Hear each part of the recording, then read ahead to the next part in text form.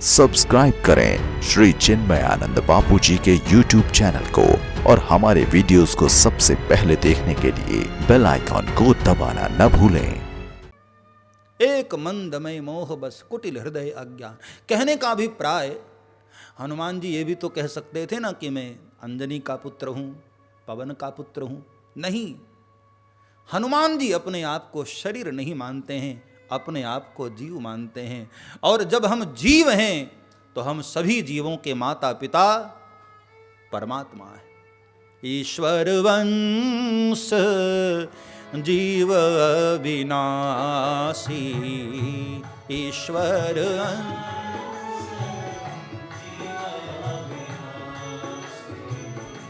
ईश्वर वंश जीव विनाशी।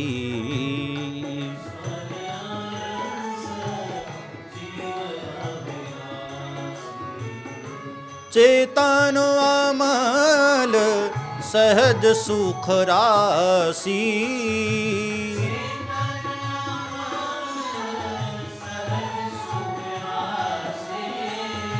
चेतन अमल सहज सुख राशि। जय हो श्री राम, जय राम, जय जय राम, श्री राम।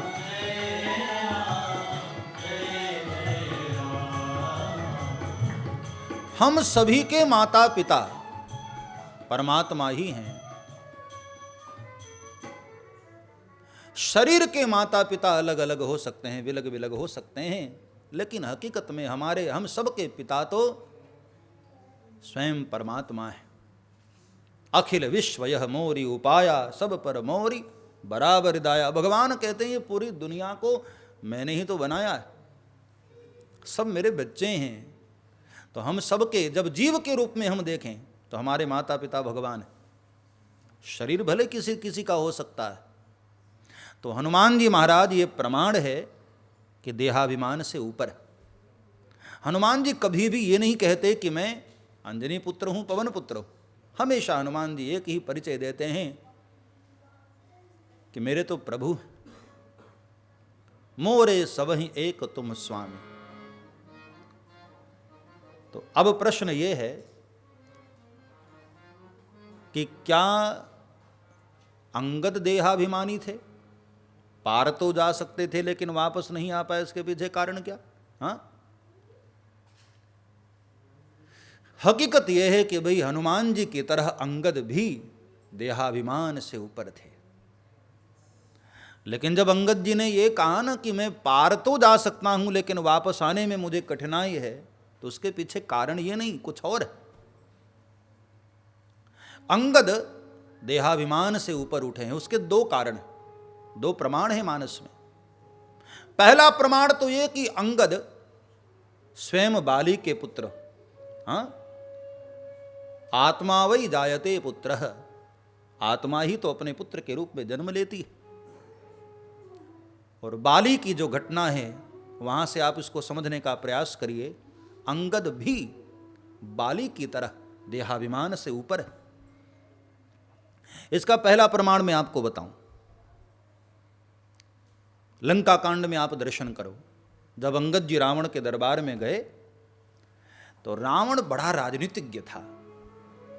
जब रावण को पता चला कि अंगद बाली का बेटा है और बाली को राम जी ने ही मार दिया है, रावण मन ही मन बड़ा खुश हुआ कि चलो आज एक सफलता हमारे हाथ में लगने वाली। बाली का बेटा, जिसके बाप को राम जी ने मारा, उसका बेटा आ रहा है, उसको तो फोड़ना बड़े चुटकियों का काम है।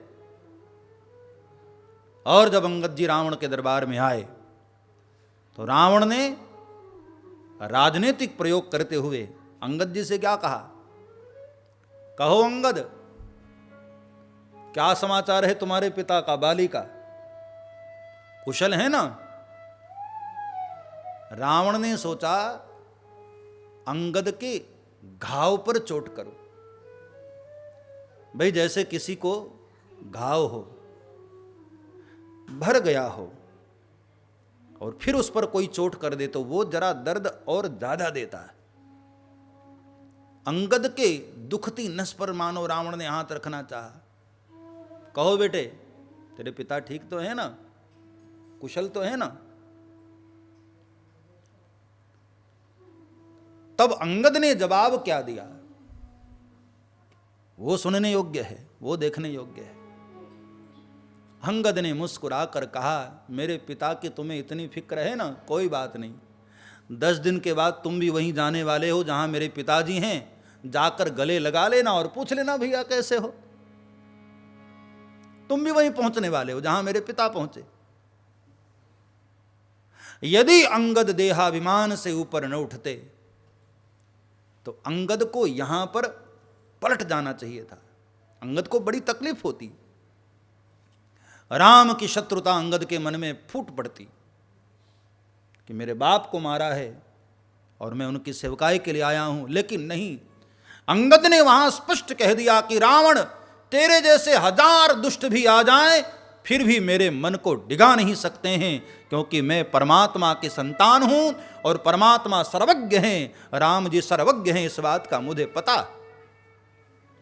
तू क्या, तेरे जैसे 1000 भी आकर कोशिश कर लें तो अंगद का व्यवहार बदल नहीं सकता। यह प्रमाण है कि अंगद को कोई देहाभिमान नहीं है। यदि अंगद अपने आप को बाली का पुत्र मानते तो दुख होता। अंगद जानते हैं कि मैं बाली का पुत्र नहीं, जीवात्मा के रूप में हकीकत में मैं तो परमात्मा की संतान हूं। अखिल विश्व यह मोरी उपाया,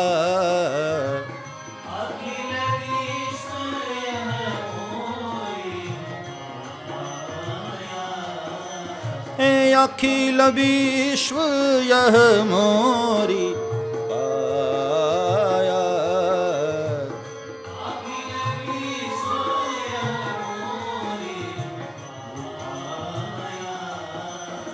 सब पर मोरी बराबरी दाया।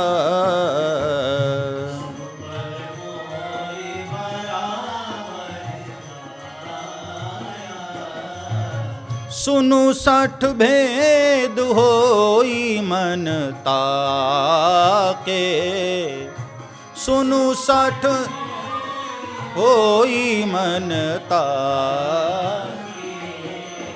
श्री रघुबीर हृदय नहीं जाके, श्री रघुबीर।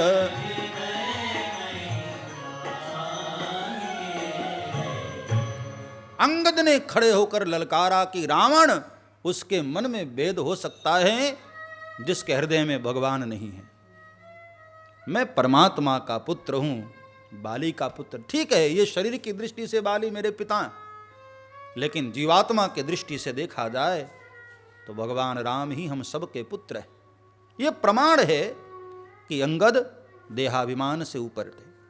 सब्सक्राइब करें श्री चिन्मयानंद बापू जी के YouTube चैनल को और हमारे वीडियोस को सबसे पहले देखने के लिए बेल आइकॉन को दबाना न भूलें।